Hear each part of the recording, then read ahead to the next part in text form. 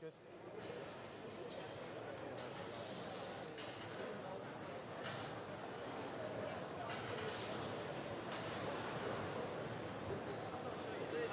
Prime Minister, welcome back to JLR Solihull.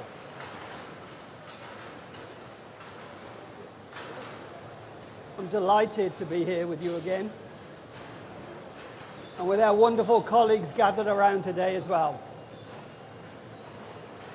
This is the biggest car manufacturing plant in the UK.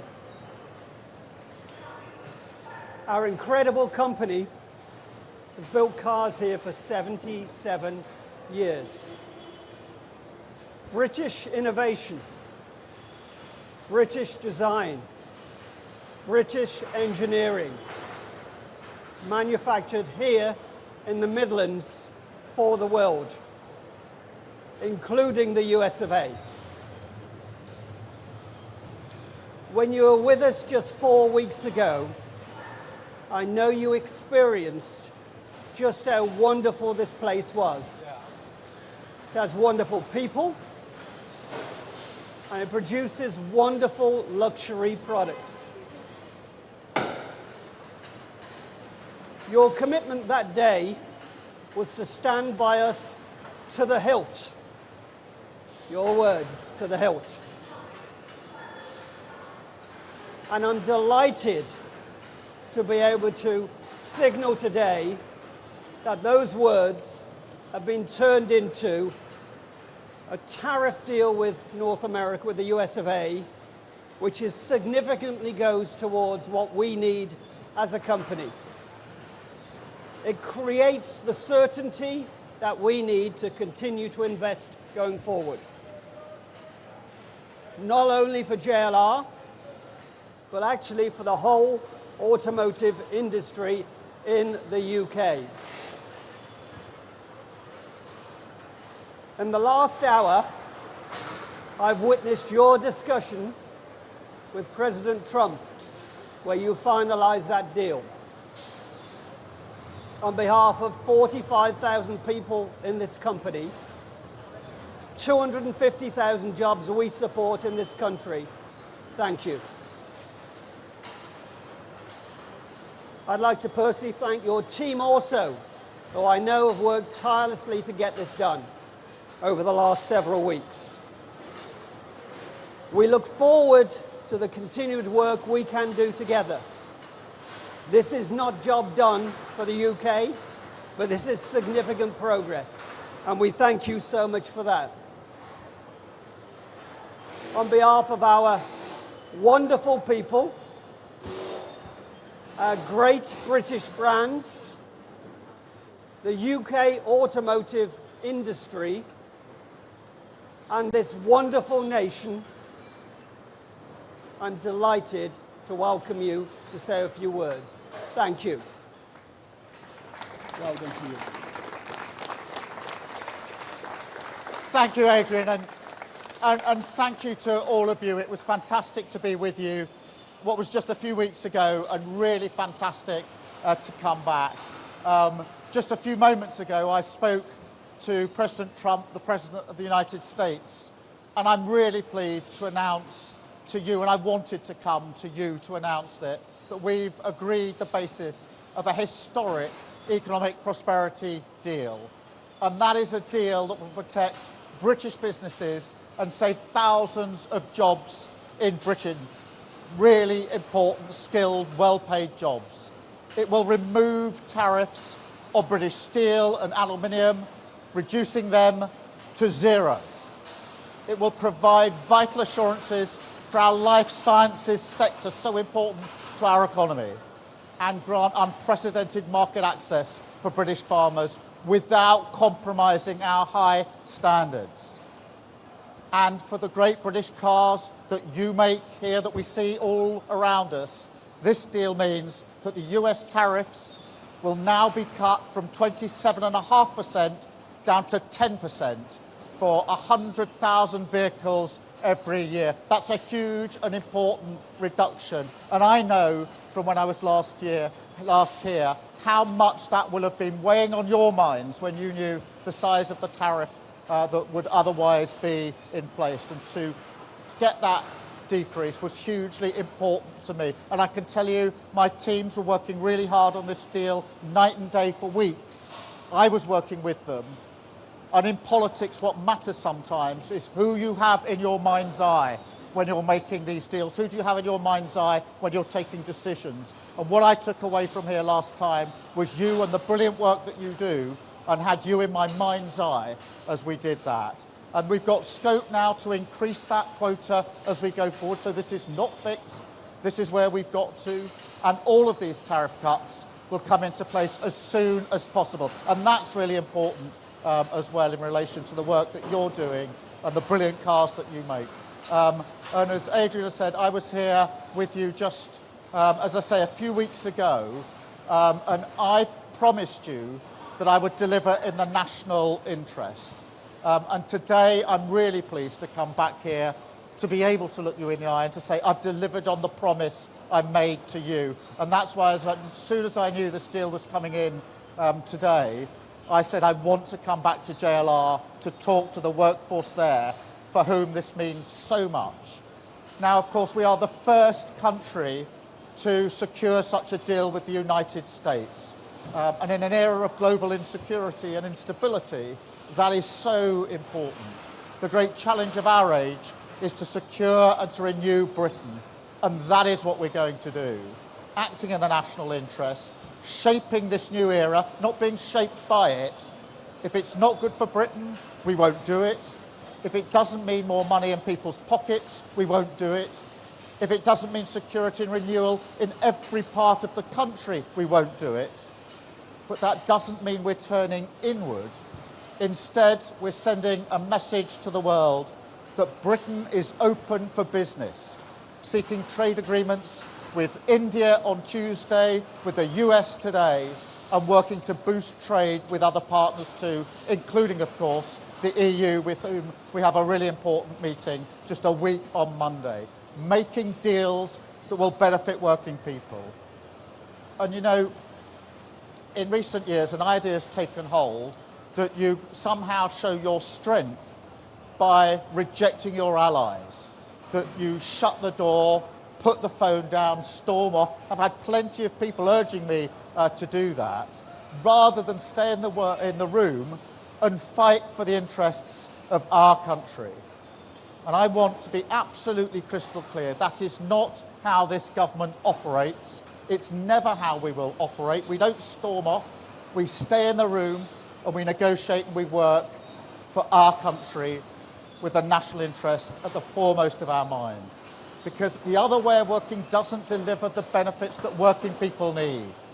So I also want to be clear, this is just the start. With the deal we've done today, we can say jobs saved, jobs won, not job done, because we're more ambitious for what the UK and the US can do together. So we're hammering out further details to reduce barriers to trade with the United States across the board. We have £1.5 trillion invested in each other's economies, creating 2.5 million jobs across both countries. And there are so many areas where I think we can do even more than that and put pounds in the pockets of working people across the United Kingdom. As the two biggest services exporters in the world, we will bring down barriers, creating jobs in our thriving sectors in Leeds, in Manchester, London, Birmingham. As the only two Western nations with trillion-dollar tech sectors, we'll go further to deepen the partnership in new technologies to shape the innovations of the next century together and create the jobs of the future. Because look, our history shows what we can achieve when we work together. And what timing for this deal, that we've agreed this deal on VE Day. 80 years ago today, Churchill was addressing the nation at the end of the Second World War, victory in Europe.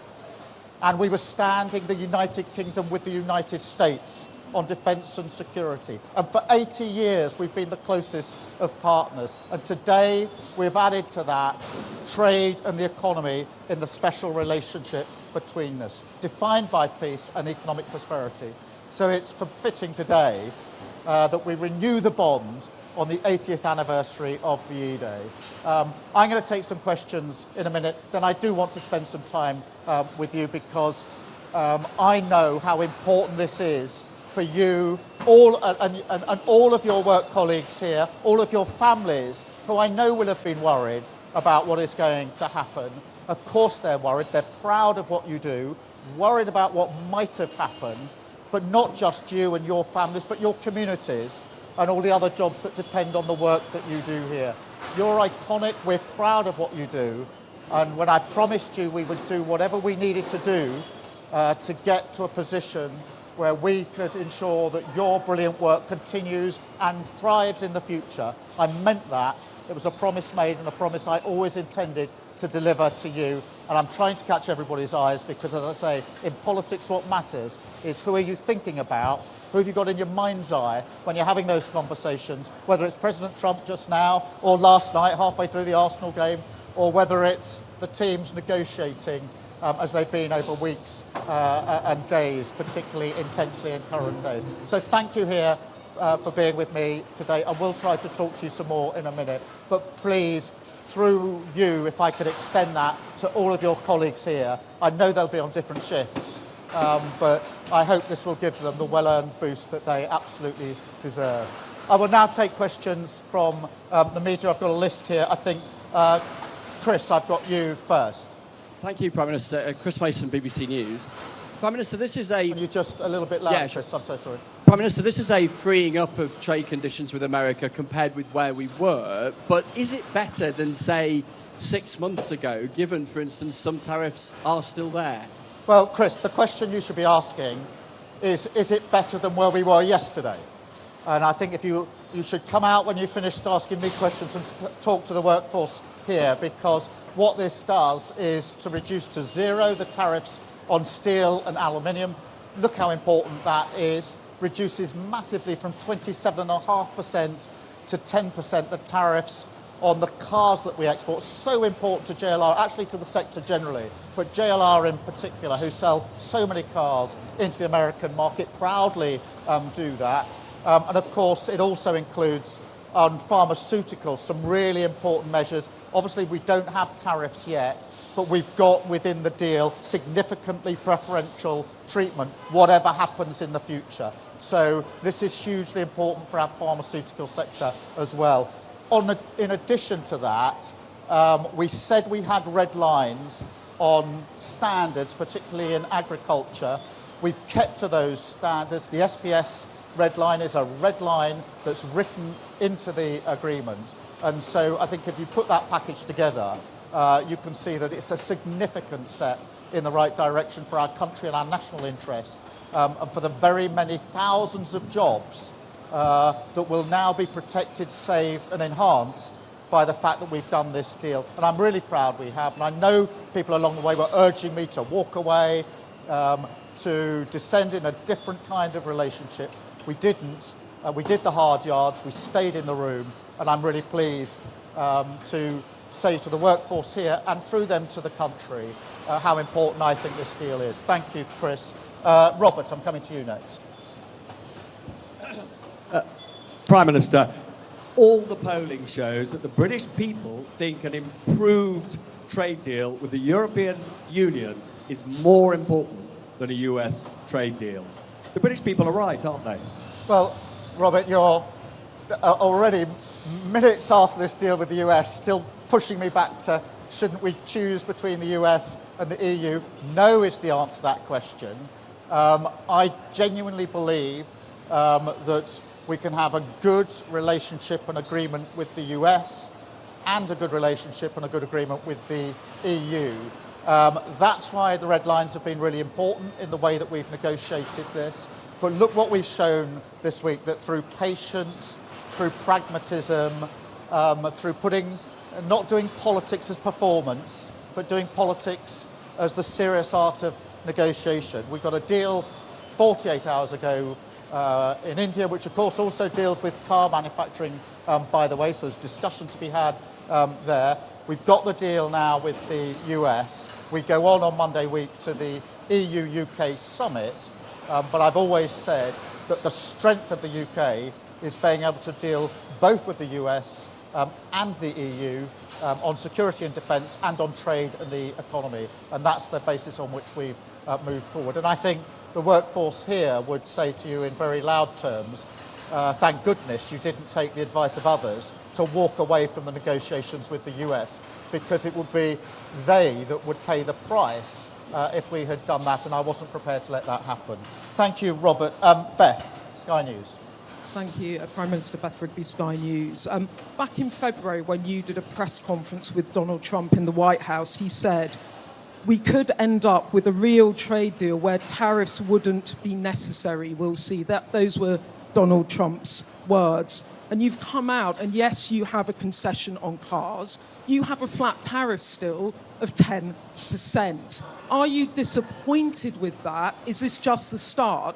And to those voters last week in the local elections that gave you the worst ever vote share you've had in a set of elections as a Labour Party, what's your message to them? Thank you. Well, my message to them is that we absolutely get the message that they sent last Thursday.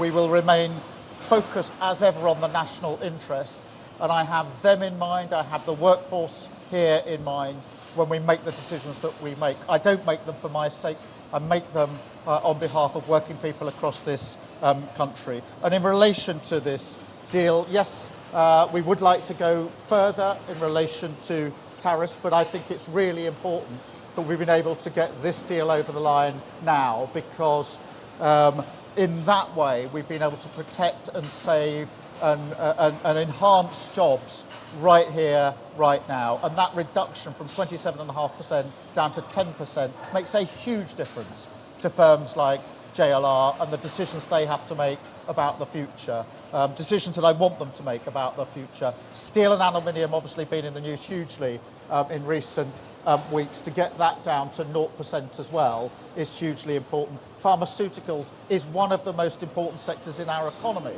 and therefore there's nothing to get down at the moment because there isn't a tariff, but if there should be, to already have got into a position of significantly preferential outcomes will, I know, be a welcome relief to them. So I measure this by the reactions of those that are most affected by the tariffs, which is the workforce here, it's those in pharmaceuticals, those that are working in steel and aluminium.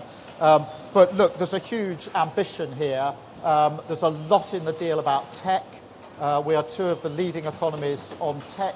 There's a huge amount we can do on tech as well. So we want to go further. We want to go further in those areas and on tariffs, keeping our red lines absolutely in place on SBS and on food standards and agricultural standards, because that matters so much to us here in Britain. Thank you, Beth.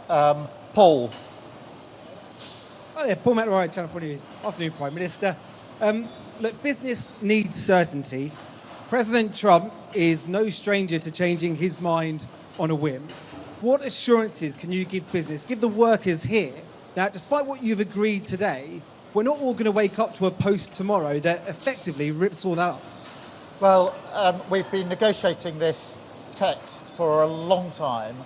I had discussions with Donald Trump along the way, including discussions last night. We're clearly in agreement. There is a written text. This is reduced to writing. That text will be available. So this is an agreement that is absolutely clear.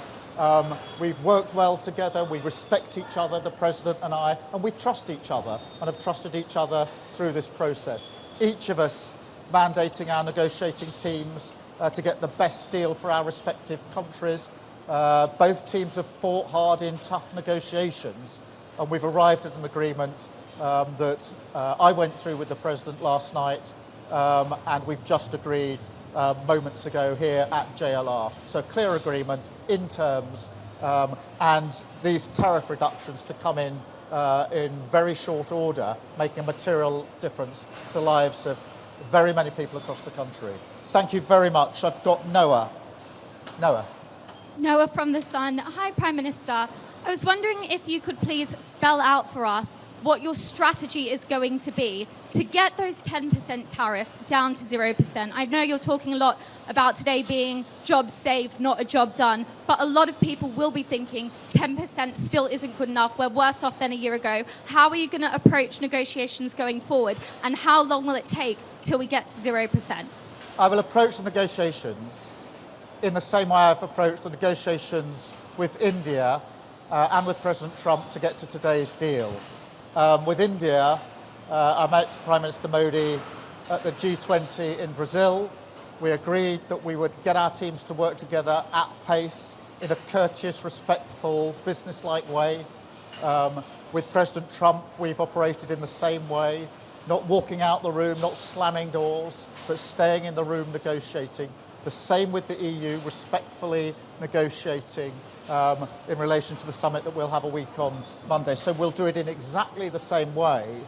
But please do not underestimate the significance of the tariff reductions today, because these are measured in thousands of good, well-paid jobs across the country. And that really matters. That's at the heart of everything that I believe in.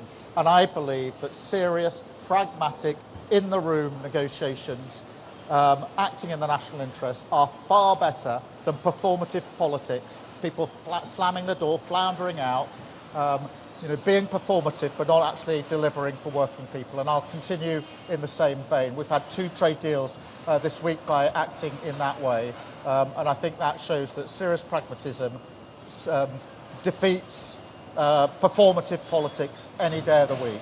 Thank you. Mikey from the Mirror.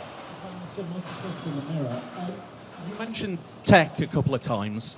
JD Vance has on a number of occasions said that one of his red lines is concessions on our anti-hate speech laws.